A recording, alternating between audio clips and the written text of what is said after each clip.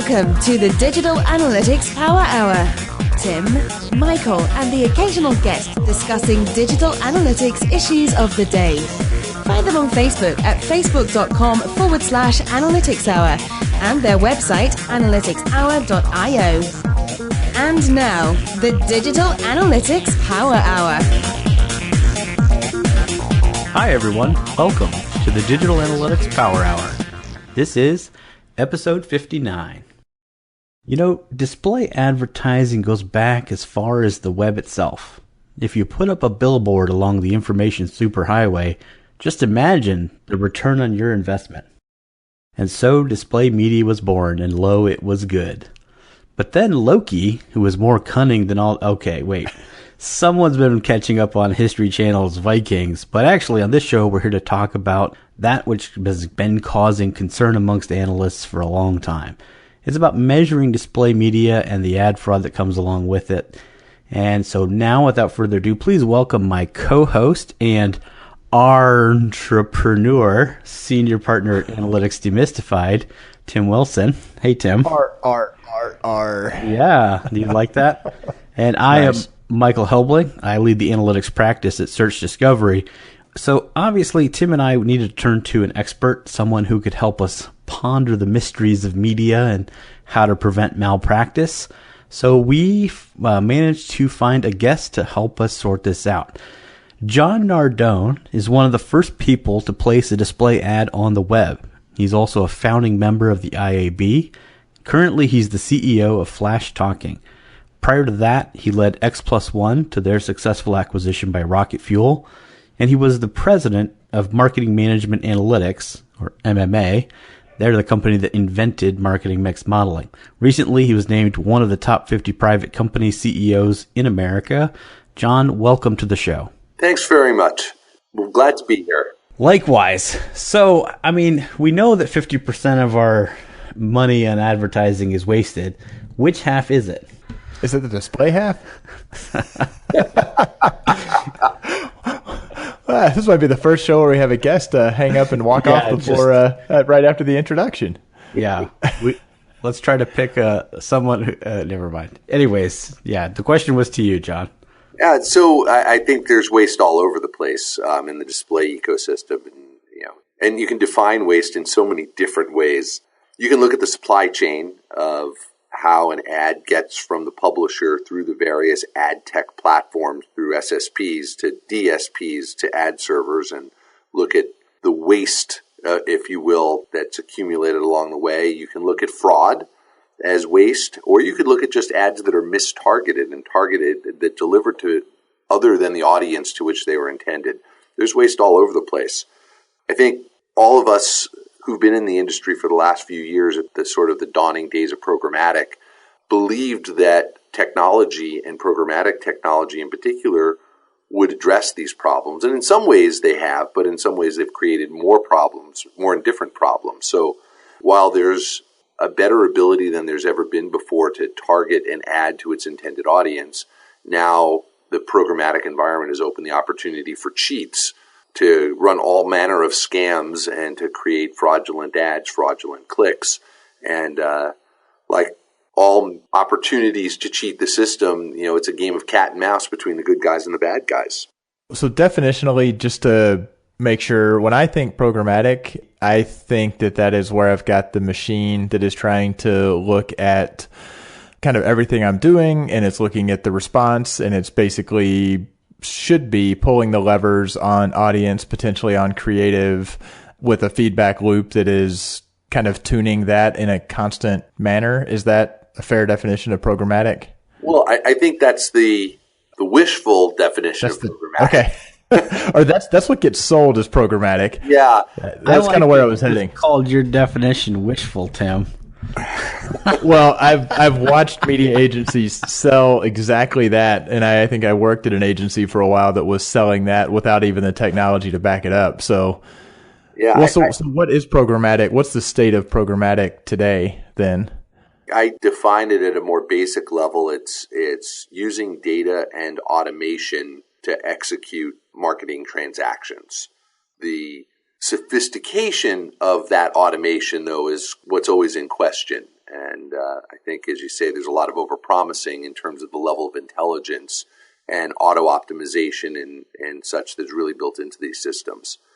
My impression is that as soon as an agency is saying we're going to do programmatic buying, there winds up being a cost increase, because the idea is that because it's being programmatic and not just kind of a one planner and one buyer saying this is what we're going to set it and forget it, because it should be getting tuned, it seems like, or my impression is that you wind up paying a premium for the promise of that more optimized experience rather than kind of the reverse, or what I would think would be the ideal, which is, hey, I don't care how you do it, I'm going to pay for the outcome, which I think works with direct response a little bit better. I can pay a little bit better for the transactions, although that's still open to fraud as well. Yeah. But I don't know, is that fair? Yeah, I guess it depends on which angle you're looking at it. Perhaps it costs more in terms of the fees that you're paying, because there's a tech fee, and there's some amount of labor that's required to run the system and do the optimization. But the flip side is you wind up actually, I think, paying less in hard media costs most of the time, because you're able to buy the target audiences much more specifically that you want. And so you can buy that more inexpensively because you have more information about what's important to you than the publisher has. So there's an information advantage for the buyer. And then, of course, you can avoid inventory that's not useful to you. So while there is some higher fees, I think net, you do wind up with a more cost-efficient buy if it's run well. So it's going to be hard for me to, having just met you on this episode, I feel like I've been burned so many times by media. So I apologize if I'm sounding like the skeptic or the cynic. But, when you say a well-run programmatic, do you have a sense in the industry of how many big media agencies are trying to jump on the programmatic bandwagon that don't actually have the technology or the talent to do it effectively? And I'm coming from a deep and dark place in my recent history when I'm asking the question. Yeah, I think it's like so many other things when you're talking about big professional services organizations. It's about what team do you get. I mean, within a big agency, you could have one team that's doing a great job for a client, and then the next client gets the C team. And it's the same agency, and one client's getting great work and the other client's getting shoddy work. And sometimes it's about the client. There are good clients and bad clients. Good clients who have the right structure and manage things and give good direction. And then there's bad clients that nobody wants to work for, and it's a drudgery and a chore every time you got to work on their business, and they get poor service. I think there's a pretty broad range, but I don't know that you can say one agency is good, one agency is bad, this trading desk is good, or this trading desk is bad. I think there's really good people, and there's also not so good people at all of them.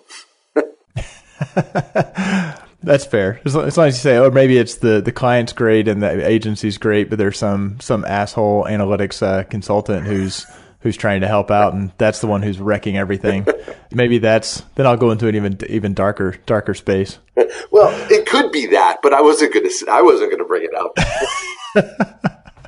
That actually brings up what is probably something that is not well understood by the community of analytics people, which is, when we look at some of this data, it is not immediately apparent a lot of times what value it's driving. And yet companies are obviously spending, millions of billions of dollars on it. So maybe that's a great place to start, is just sort of where does that break down, or how do companies sort of say, okay, well, yeah, we're not going to see a direct response ROI to this, right? Click through and things like that is not something that's really thought of as useful in determining like display media. So how do companies think about it, or how do they feel the value is flowing through if it's not flowing through in response? Boy, you start off with the acknowledgement that our measurement tools are pretty flawed, right? You start with the fact that most people are using the sort of the last touch methodology of saying whatever the publisher or the ad that was the last thing before the action, the success action, whether that's a conversion, a download, whatever you're using for an online, sticking to online for a minute because that's easier. That's not even the hardest. And then you realize that, well, that totally makes no sense. Why would you give all of the credit to the last touch when the consumer has likely seen many ads and clicked on some and searched and maybe seen affiliate ads and looked at emails and gone to the website? And so we all know that last touch is flawed, and yet 90% of the decisions in the industry today are made on last touch. But then you go back another layer and go, okay, last touch being what it is, that's based on cookies. And cookies are even more flawed because 40% of the time, cookies aren't actually tracking what's going on because there's cookie rejectors. People whose browsers reject third-party cookies. There's people who flush their cookies. So even on if you accept the absurdity of a last touch model, it's based on cookies. So by definition, you have a flawed data set before you start. So, there are ways to address it. There are technologies that allow you to go where cookies don't go. We have a product that does it. There are others. And there are. Is that like device fingerprinting type stuff, or is that? Yeah, I mean we don't like that term. We'd like to say digital signatures, but yes. Okay. But fundamentally speaking, yeah, that's what it is. So you get to a more stable marker for measurement, but then you still have to then apply more rigorous analytical tools like fractional attribution to try to get a better distribution of credit for the various touches that lead up to whatever the success action is. But then, for a lot of categories, it doesn't happen online. There is no success action online because they're going into a grocery store and buying their Oreos. So, it's a mess. Well, and I feel like a lot of times that stuff, it is measurable, but it's expensive to measure it, and it's still imperfect, and it's often also really slow, right? If you're doing a lift study, you're not going to get the granularity of, which placement and which creative necessarily, and you're also maybe not going to get the results for, until months after the campaign, which really kind of reduces the usefulness of it. So given that, I feel like I'm always envious of the online retailers that even if they're using, I guess cookies, that's flawed. That's just another depressing part. But, you can, getting view through data, getting what? But there are flaws. Like, we understand that flaw. Like, it's like, that one's okay. We can work with that one. No. Well, I guess I feel like, looking at the CPG world, which is where I've had the most experience with display, where, potentially because digital, even pre-digital, it was, we've got to drive trial, let's give away, coupons and samples for our product. The industry then shifts to saying we're going to measure that as success. And there's some logic there. If you get people to try your product, then that they're more likely to want to buy it. But when the math doesn't work out, when you work towards, well, at least they have to go online to get a coupon, and I try to measure, and I'll give every possible credit I can to display, and the numbers still don't add up, and yet we keep running display because of the idea that if we're carpet bombing the right audience with the provocative, picture associated with our brand, then we believe, and I don't think it's necessarily wrong, that we are actually making an imprint of the brand on their psyche, but trying to, measure awareness is another one that's in just a tough space. And then you layer on all that click fraud, and you're like, oh my God, what's the point? Well, so that's where you get to marketing mix modeling, right? Is you get out of trying to measure digital in isolation and get a read in the context of all your other online and offline for that offline sale. And you're right, there has been and continues to be this frustration, and you'll even hear it from the marketing mix guys saying, well, digital doesn't read well in marketing mix models. Yep.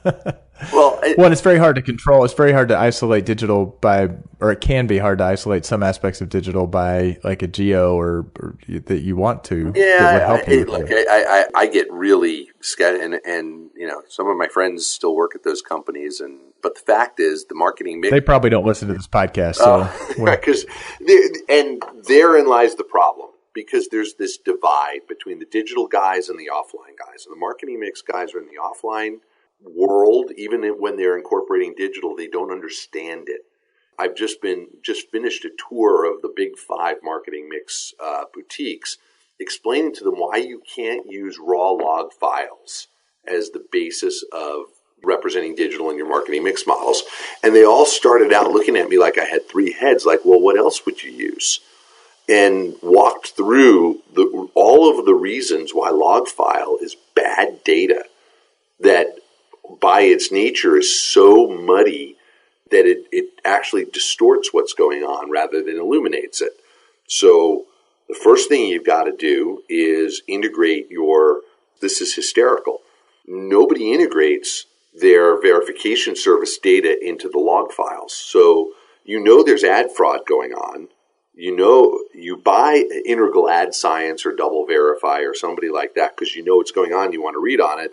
But then you don't integrate it into the log files. You just send the raw log files with all the fraud in it and the unviewed impressions and everything to your marketing mix provider. And you scratch your head and going, what? You paid for it? But, I mean, that's the state of things. Well, and I know I've been in places, I've had cases where the mixed modeling guys, they're off somewhere else and I get the request kind of 3 chains removed, which is, can you give me the total page views for our website for the last year? Because that's going to be kind of that's the attempt to model the, organic contribution of a website, which is a destination, and they're like, well, we just need impressions. And so that's the equivalent of an impression. And you can sort of see the horrendously flawed logic with a litany of kind of uninformed people on that topic putting it together. Now I'm sitting on the other side saying, I don't understand how you do all your mix modeling.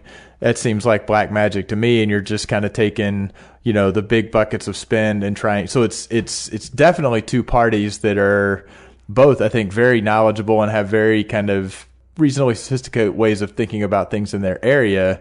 But crossing that boundary is really tough, or at least I've never seen it successfully done. Yeah, I mean, I don't know if this is a forum to talk about various providers, but Marketing Evolution, I think, does a good job at bringing the 2 together with some innovative approaches.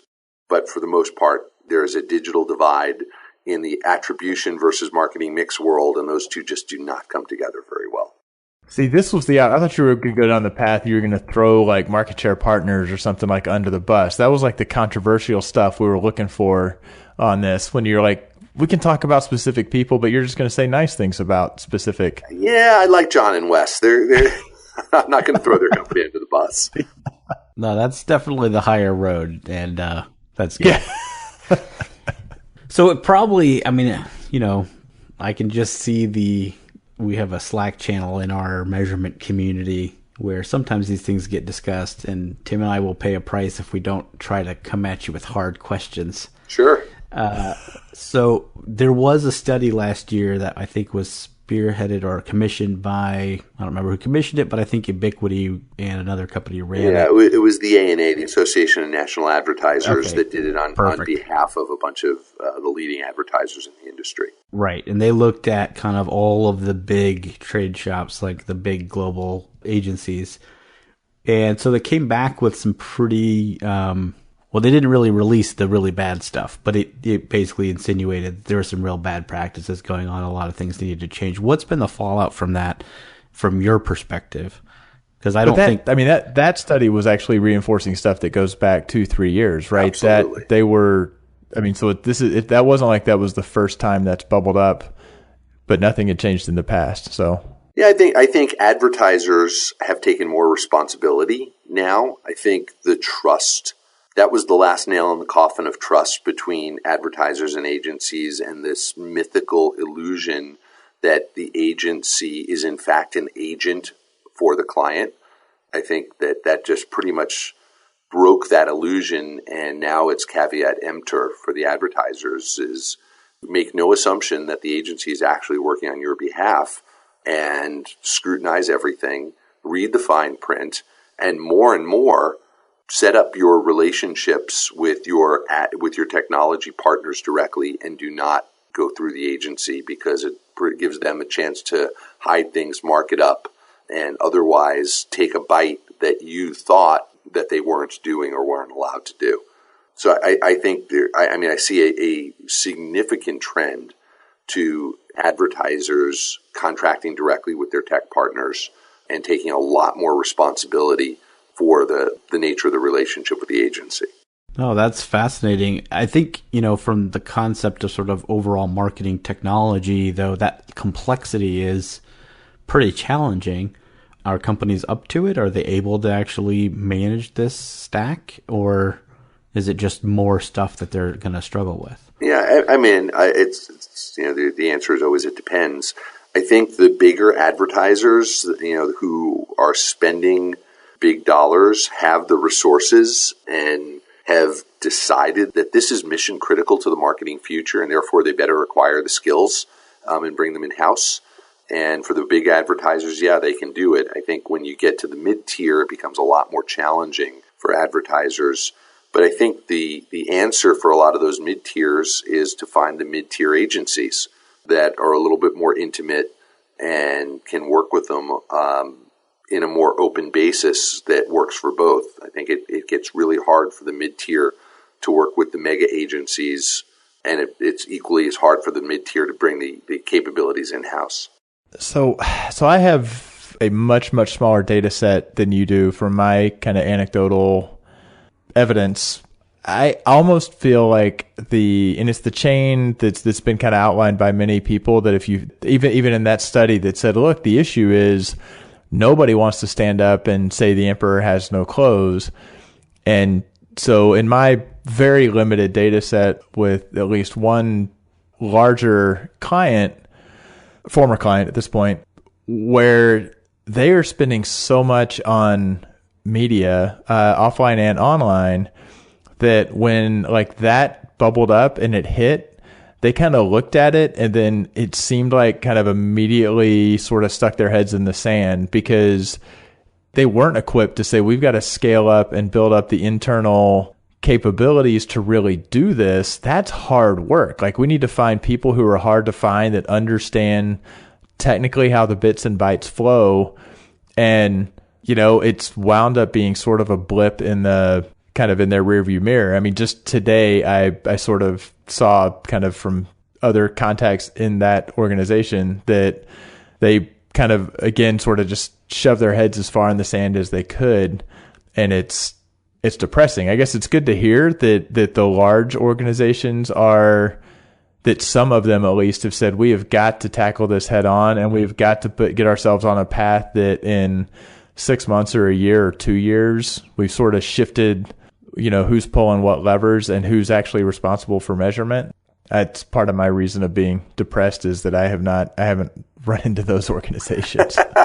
Well, the clients that I work with today, Flash Talk is a big client company. So it's Walmart and Verizon and AT&T and companies like that, and they have made the investment and have got folks who really understand what's going on. They still use agencies, but now as clients, they're much more educated buyers and can hold the agencies more accountable than they could even 2 or 3 years ago. And, there's an arc to these things. At some point, the knowledge becomes more broadly distributed, and everybody is able to sort of master the basics of what, 3 years ago was brand new tech. But, DSPs, not that new anymore. In a couple of years, pretty much the knowledge will have diffused throughout the industry, and we'll be on to the next thing. So what is the next thing? Yeah, what's cutting edge and now is dynamic creative. And, people will say, oh, well, dynamic creative is not new. Dynamic creative has been around since Dapper. But, and for those of you who are listening who are younger than us, Dapper was sold to Yahoo about 5 years ago. But what's happening now is something entirely different than that sort of, Dynamic 1.0, which was, simple geo-versioning. Now what we're able to do is take data from DMPs, from weather feeds, from social feeds, and build out very, very complex messaging architectures and decision matrices about what message and what creative should be delivered on each impression to each individual. And that's not necessarily, it's related, but it's different than the actual buying strategy. Deciding that you're buying a particular person because they're in your target audience doesn't necessarily tell you what you should say to them, or what you should say to them on the 5th impression or the 10th impression or the 20th impression. So I think that's the area of where we're just at the beginning and is going to be the hot thing in our industry for the next 3 to 5 years. That sounds a lot like the A/B testing and multivariate testing and targeting for the website side of things, which, or even for marketing automation, take your nurturing programs, which both in my apparently just negative outlook on the entire industry. The challenge there is like you said, complex architectures that now you actually have to have the staff with the talent to actually build out those architectures and build modular creative or things that can be kind of combined.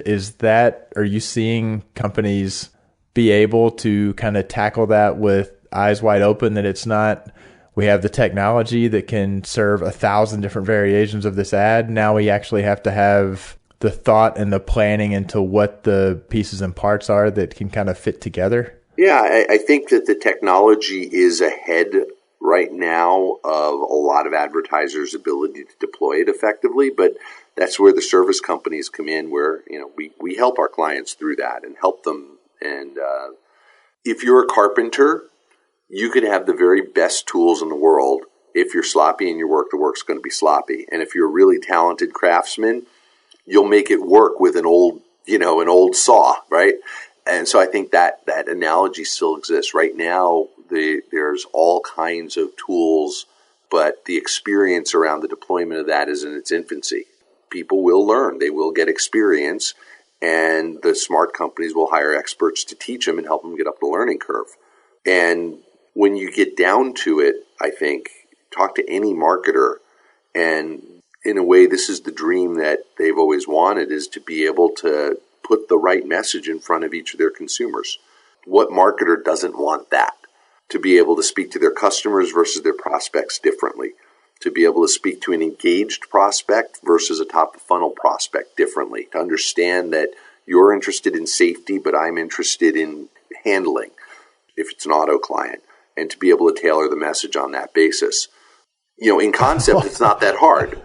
I say 100% of marketers want that, and somewhere between 0.2 and 0.3% actually acknowledge the effort to actually pull that off successfully. The bane of analytics and operations everywhere. Well, and right now, a lot of that's being held up by the agencies who just can't pull it off.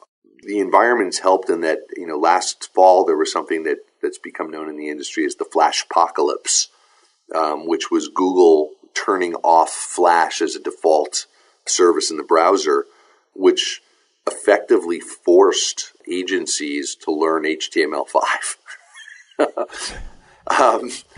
And with learning HTML5, it sort of forced the adoption of some of the next generation tools. And that, for our business, that was a big leap forward, because until then, agencies were able to get away with just building ads in Flash as they had been doing for the last 7 or 8 years and not adopt any of the new stuff. But when that sort of got taken away from them and they had to acquire some new skills, it was actually a big leap forward, but they had to be prodded. But now I think there's some real momentum. If you read a lot of the industry pundits, dynamic creative is on everybody's lips now. It's the next natural progression. We spent a bunch of years building DMPs and then learning how to get your data in order and get it into the DMP, and then learning how to use it for media buying. And now the next natural thing is, well, how do I use it to get the right message in front of people? So 2 things. First, a comment, which is that's going to be great to see all these awesome dynamic ads, all of which lead to the homepage of the website. I'm joking. Hopefully companies, if they're going to go that far, realize that changing the ad means changing where they send people if they actually click through on it. Indeed. But the other thing is that basically is taking this concept of, on the site side of things, which is where I primarily have worked in my career. That's what we've been trying to build up in companies, is this ability to create a message that resonates at the time of visiting the site. And so in a sense, you're extending that now out past the visit, out into the advertising marketplace and saying, okay, let me try to continue to sell my product or start selling my product to you based on what might be actually potentially quite a bit of information I have about you or people like you. That is going to drive how advertising looks to you.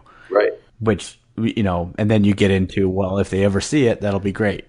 But, which is another question. Anyways, I don't know if that was a question as much as just a comment or just sort of me trying to restate what I think I heard you say. Yeah. I mean, look, we all know what retargeting is. Your grandma will comment about how annoyed she is that the things she looked at some website keep following her around the internet.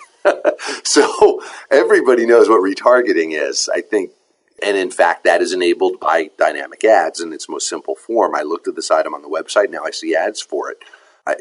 That's not much beyond what Dapper was doing 5 years ago when Yahoo bought them, though. And I think as consumers, we have the reaction of that's annoying, particularly when that ad continues to follow us after we bought the item or we're out of market for it, and it just keeps coming back and back and back. And that's just poor execution.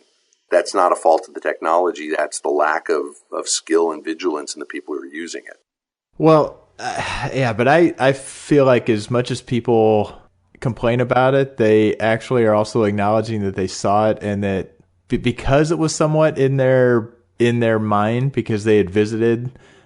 I had a very specific example where I bought a kayak at REI, and I had kind of gone to their site, rei.com, and then I'd ultimately went in and bought in store, and it persisted for quite a while. And the fact that it was serving up the actual products that I'd been looking at, I thought, okay, that's effective because it's relevant. When I look at a DMP that's trying to get much, much more probabilistic and based on all of the browsing behavior that they've got on me, and they're trying to put me in a certain audience, it seems like it's gotten to where it all too often the promise of the audience specificity, middle-aged white guy, multiple kids living in Ohio who is angry most of the time, we should sell him, things to calm him down. Like they miss is angry most of the time, and they actually have me as a female or something. I guess like I'm skeptical of the DMPs when I've gotten the glimpses, when you get those rare moments where you can say, let me actually really inspect that audience. And all of a sudden you realize that no, this is all probabilistic and it's all fuzzy. It all makes sense that you're trying to look at behavior and you're trying to stitch this stuff together. But the reality is the specificity of this audience that you think you want, that you'd serve this super targeted ad to, can you really? Or does all that foundational stuff around the messiness of cookies and multiple devices actually throw a big old wrench in that then we just kind of turn around and ignore? Well, I think the first thing you have to do is separate, and you just did something that all too many people do, which is mix the DMP with the data. You actually have to think of them very, very separately. The DMP is the software that allows you to manage the data. The data itself comes from a myriad of data providers, some of which are good, some of which are transparent, some of which are lousy and are black box. So, if you think about Oracle, for example, they've made a hard split. There's the Oracle Marketing Cloud, and that's where you buy your DMP. And then there's the Oracle Data Cloud, and that's where you buy third-party data to put into your DMP. And they're is BlueKai That's the DMP. That's the DMP. That's okay. the DMP. That's the software. That's right. That's the first one. Okay, that's right. And yeah, Tim, basic stuff, Tim. Well, no. I'm just kidding. I'm joking. There's so much confusion because before Oracle bought them, it was all together. You bought the DMP, and the DMP had the data subscription built in, and a lot of clients haven't caught on to Oracle's changed the model. I've had a couple of clients recently calling me frustrated and angry that they couldn't use third-party data to version their creative, that they're only able to use first-party data. And I called up Oracle and said, this is crazy. What's the? And they answered, your client doesn't actually have a license for the third-party data. They didn't buy it. But the client didn't know. They thought they had. So it is confusing. See, these kinds of things never happen in the digital analytics space, so that's why this is so funny. But even with that distinction, it's like I can feed my absolute first party, my site browsing behavior into my DMP, and I know that this was somebody who was looking at this particular product, and that's super high quality. I feel like those other subscriptions get thought of as, they have that same level of specificity, and maybe that's it. It's just if you want a ton of different, if you want a larger set of audiences, that's inherently going to be a noisier set of audiences. If you want a very clean set of audiences, it's probably going to be more expensive and a smaller set, I would assume. Like that's just an assumption. Yeah, I mean, if you are an experienced programmatic media buyer, you have learned from experience the good data from the bad data, because you see what performs and what doesn't perform. For example, the auto data out there is pretty good. If you think about it, most of the auto data that you're buying online is coming ultimately from Edmunds.com, Kelley Blue Book, and Polk. And they are really credible sources of buyer interest behavior. So auto data in general is pretty good. If you're looking for information on people who like basket weaving, though, you may be getting something that's modeled, and because where do you get that? It's always buyer beware, because there's data providers are in business like everybody else to sell their wares. And you as a buyer, you got to ask the questions of, where does this data come from? Under what privacy policy was it collected? What's the quality control? What's the freshness date on it? This is one of the things I just love to do to the data providers is, when do you expire your cookies? And they go, huh? What? Like, yeah, like how long? If we expire, our audience will get smaller. Before you throw it out and say that's not relevant anymore. For most of them, the answer is never. Yeah, 5-6 years. Does that data get also muddied up by all these bots? I mean, are the bots that are causing all sorts of the click fraud issues, does that also muck up the audience data? Probably not so much, because most at least the quality stuff is coming from publishers, and they've got logins, and that's probably not that much of an issue for the data providers. Okay. So, yeah, as always, this is just a conversation. I feel like this is part one of our ongoing series. No, I don't know, but we do have to wrap. And John, thank you so much for kind of giving some, your perspective on the industry. But one of the things we like to do on the show is called a last call, where we go around the horn and just see what's interesting. What have you seen recently that you thought was noteworthy? John, why don't we start with you? Well, I think, there's the ongoing efforts by Google to close off more and more of their inventory to outside eyes. I'm sure you've seen the latest, announcements regarding YouTube not taking or reducing the third-party pixels that they're going to allow, and so forth. And, it's just another step in this sort of duopoly of Google and Facebook trying to be more and more insular, and it's very, very anti-advertiser and very anti-competitive. So we'll see if Mr. Pritchard's call for more openness from the publishers and so forth falls on deaf ears, or whether Facebook and Google will listen to Procter and other advertisers like them. Is that something, does the government regulation wind up coming in from not regulation necessarily, but is there lobbying, the IAB or others, that are able to exert pressure on that, or is that? I don't think so, because they're always able to hide behind their privacy policy and say, well, the reason they have to do this is to protect their user data.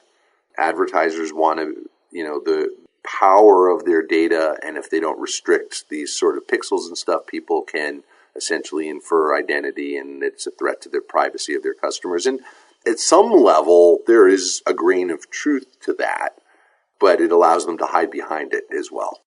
Yeah, and those two companies who are constantly in the headlines over in the EU for privacy concerns. Right. So, yeah. Hello, pot. I'm Kettle.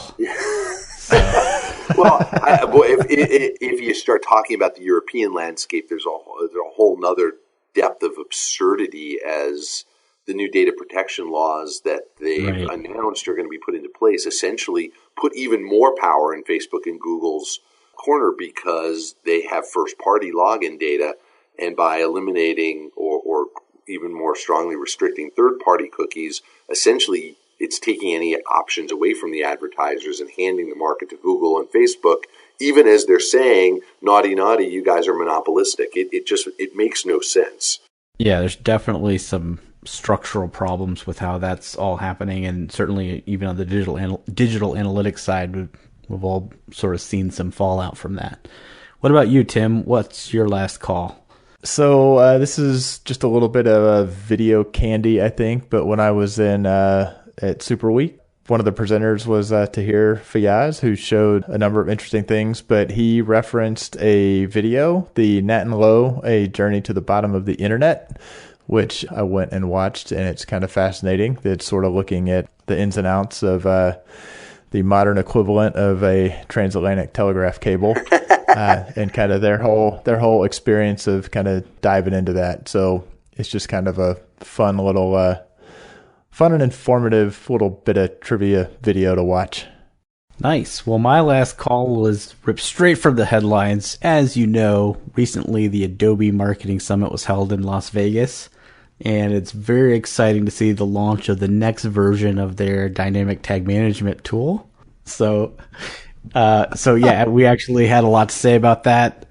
It was, check out their stuff, and as you're looking to upgrade and as it goes into beta soon, it'll be very interesting to see where that goes. Anyway, so no, it's exciting. All right. If you've been listening and you've got some questions or you've got some comments, we would love to hear from you. The best way to do that is through our Facebook page or on the Measure Slack or on Twitter. And John, is there a way that people can reach you on Twitter, or you stay away from that? I stay away from social media. So email is the best way to reach me at john.nardone@flashtalking.com. And there you have it. And how can they run it? Can they run a display ad to show up in front of your favorite news site that's targeted directly at you? If they can, they should also send you their resume. Is that I know we're at the end here, but you guys will appreciate it. The first targeted ad targeted to an individual on the internet was targeted to me by DoubleClick on May the 12th, 1997, when my twins were born. And DoubleClick sent me an ad saying, "Congratulations, John, on the birth of your twins." And it was targeted to the Modem Media domain. And so all of my coworkers at Modem Media saw it. That was the first time they had ever targeted an ad to a specific domain. So there you have it. Wow. That's cool. Yeah, DoubleClick doesn't go in for that kind of personal touch anymore. It was a different administration in those days. That's right. I'm sure. No, that's a cool story. Thanks for sharing that. All right. So, yeah, we'd love to hear from you. John Nardone, thank you so much for coming on the show. It is a real pleasure to speak with you and get your perspective. Tim, it's always a pleasure. And so for all of us here and to you out there, keep analyzing. Thanks for listening, and don't forget to join the conversation on Facebook, Twitter, or Measure Slack group. We welcome your comments and questions. Visit us on the web at analyticshour.io, facebook.com/analyticshour, or at analyticshour on Twitter. So smart guys wanted to fit in, so they made up a term called analytics. Analytics don't work. Well, it includes digital today. It didn't in 1989. Oh, okay. Well, I didn't know what you've been up to. Just saying. I was waiting for the wheels to keep spinning on that one. Just because I'm in analytics doesn't mean I was ever good with numbers. Out to about the 35 to 40 minute mark, then I'll probably start guiding us towards wrapping up.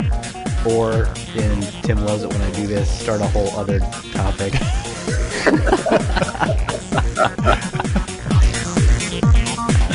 Wait a minute, we haven't. Wait, hold on. We're gonna get. If you move on to the next thing, and we have not. I don't think we fully. Okay, we'll skip that. Sorry, John, I was throwing a softball right over the plate, but Tim did. You were, and believe me, I was cocked and ready to swing. I know. Oh, go ahead and swing. Well, we'll come back. We'll come back to. Yeah. I mean, it was just right there. You just gotta. I've made my token effort, so now I can say that Michael was the one who would pursue the hard questions. Okay, we'll come back to a hard question, right? I try to mix it up. Oh, this is. Are we close to wrapping here? Well, watching the time there. Yeah. Gonna start a whole new topic. I'd like to start a whole new topic, but that we do have to wrap up. And we'll have to go in and cut this part out. Oh, you think we will? No, we better. So yeah, well, obviously that's our show. Okay, just now my dog starts barking. Perfect. Rock, flag, and display advertising.